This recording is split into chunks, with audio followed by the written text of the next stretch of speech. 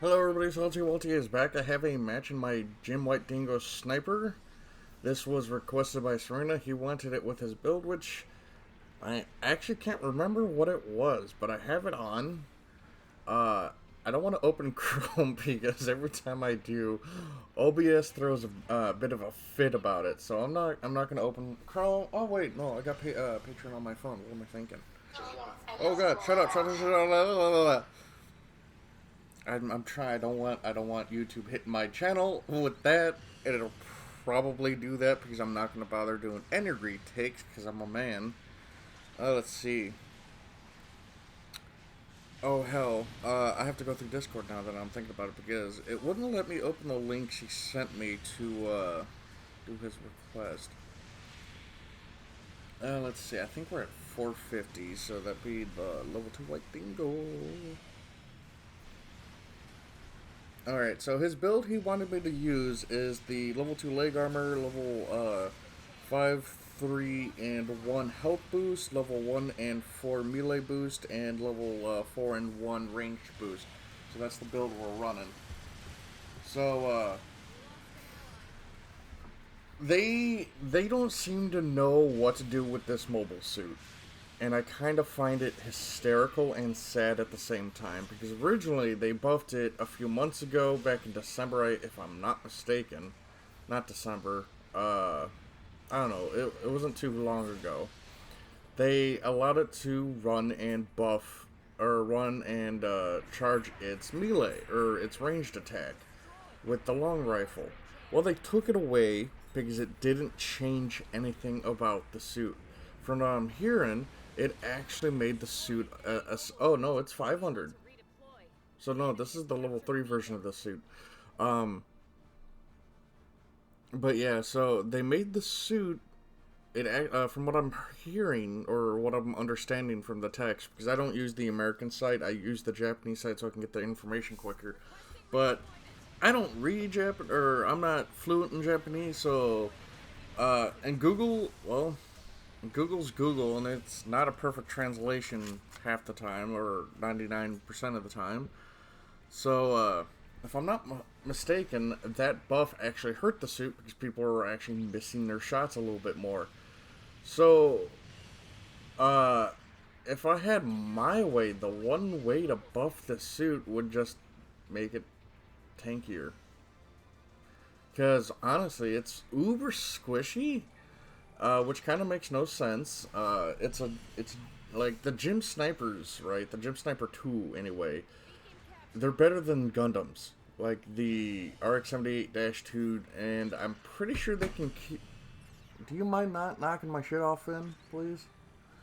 Um,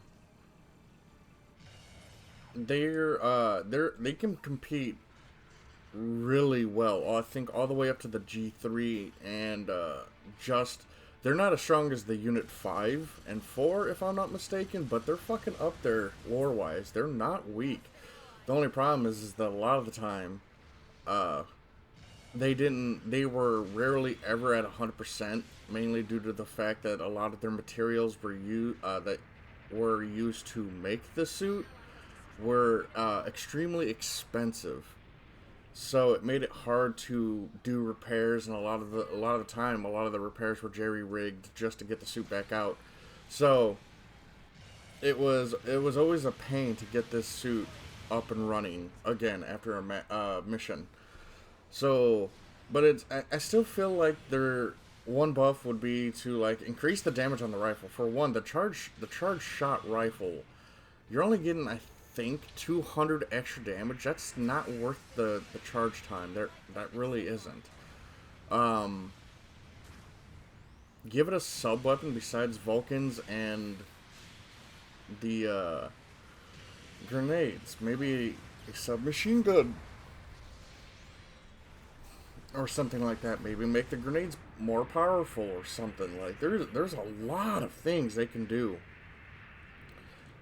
Maybe take away the Gundam beam rifle as a main weapon and make it a sub weapon. You know, something they can do something with this suit.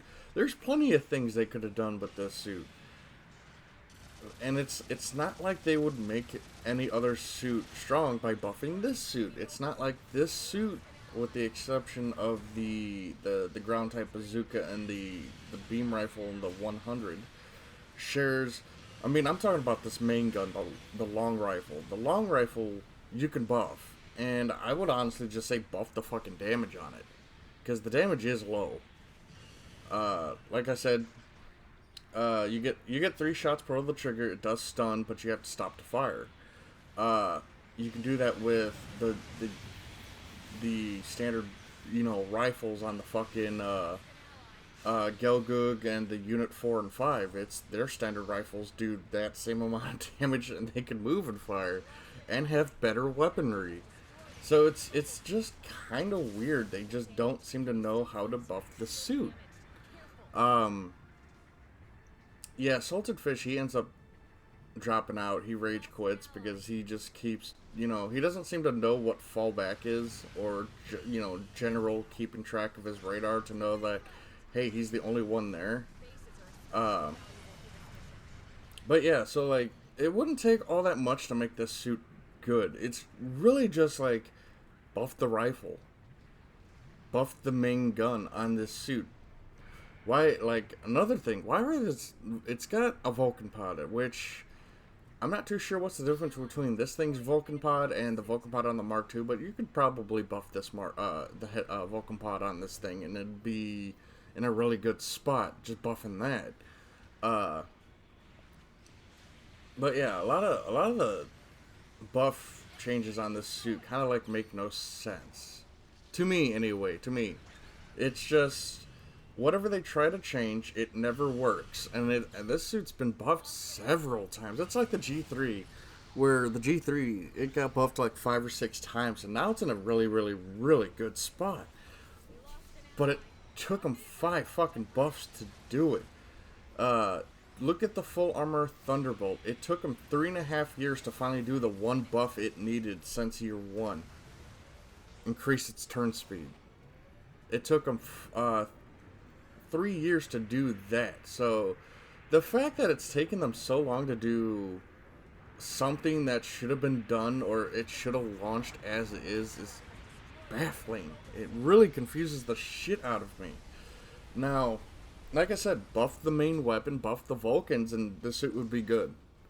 I think it should be faster, honestly. They got rid of the space shit that was put on the suit, and made it solely for ground. That's what this suit is. It's a ground it's meant to be really good and really responsive on the ground, because they got rid of all the space stuff to allow it to go into space, and really customized it for ground combat. But it doesn't hold in. I've seen people who do, like, stupid shit with this suit. Stupid. Absolutely dumb. But it takes a lot of work to do it, and it makes me sad. Yeah, Salted Fish, if you didn't rage quit, and we would have done a lot better with you on the team. Whoops. Well, I didn't mean to do that, but let's switch videos, because this is going to be a twofer. Oh, ouch. Let's see.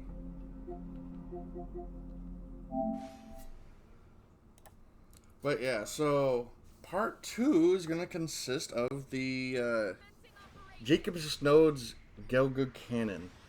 I was really excited to finally see this in-game. And then the problem is, I didn't get it until very recently. And, well, my first couple of matches with it were ass, because no one knows how to protect me from a raid. So they would literally just look at the raid and let it up on me 100% of the time. They would watch it happen and do nothing. So the Jacob Snow's gun cannon is based off, I forget which version of the gun cannon. It's the one that actually I think it's the J something. I don't remember. It's not J. It's I just can't remember this C1 or C2 or some shit like that. It's got a kind of a funky fucking designation to it, and I can't remember what it is. But yeah, so essentially, Jacobus Nodes, he modified. This is an after-war mobile suit. This is not a one-year mobile suit. This is actually a very, very modified, heavily modified Gelgoog. If I hit Moonwolf, I'm surprised. I didn't think the bazooka would have such a big AOE. But so he modified this Gelgoog. It's actually not even with as many upgrades as it is. It's more. What the fuck is crawling on my leg? Holy shit! Or is this my hair being stupid? I'd say it's more of a mix between Federation technology and kind of like Uma's Gelgoog is. It's the same. It's in the same boat. Because this is when he was leader of the PMC. So, what happened is they upgraded the cockpit quite a bit. They upgraded the thrusters on it also.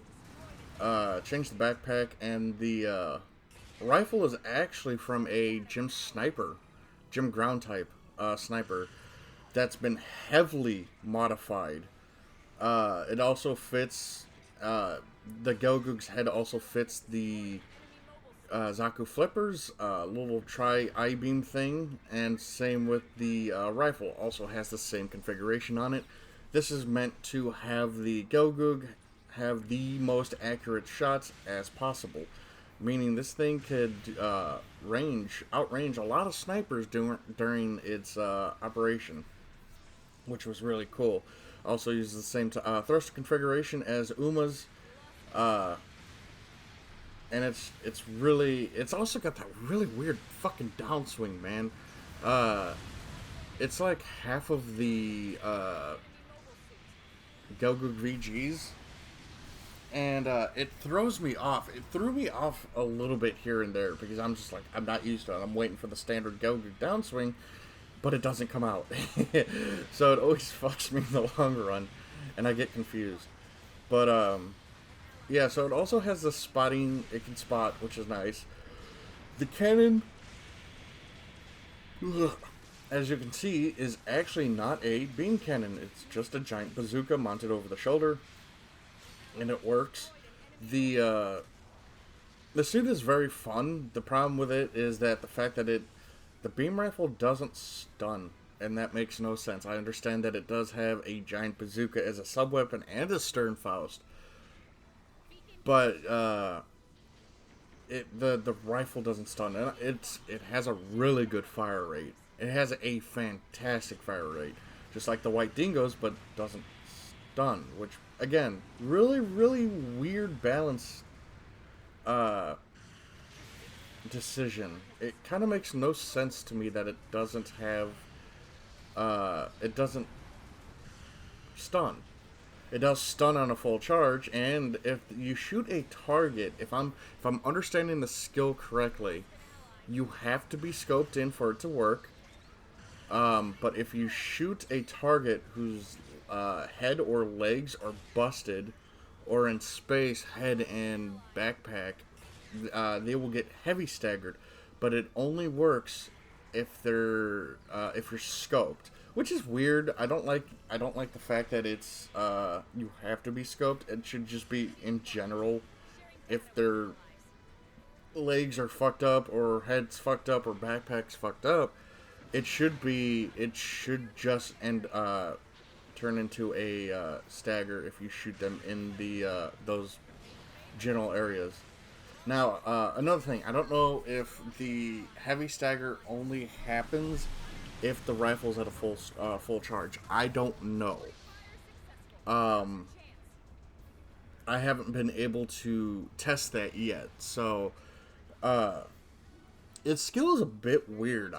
It's kind of weird they went that way with it, but once it starts kicking in, once that starts happening, damn, you're looking at some, like, as you can see, a full charge on a general, or sometimes an uncharged shot, I'm hitting 5k. That's kind of gross. And a full charge, I've seen it hit for really just, this thing can dish out some really gross damage. I've been shooting things with buffers and shit though, 2600 there. But Yeah, I like using it, but this is one of those supports, one of those sniper suits. It definitely needs friends to help due to the fact that its main weapon does not stun. Uh, but its damage, it can do some really fucking wonky damage. You see that shit? It combos really well with itself. Now, if your team is able to keep the enemy off of you, as you can see, you can just puke damage on folks.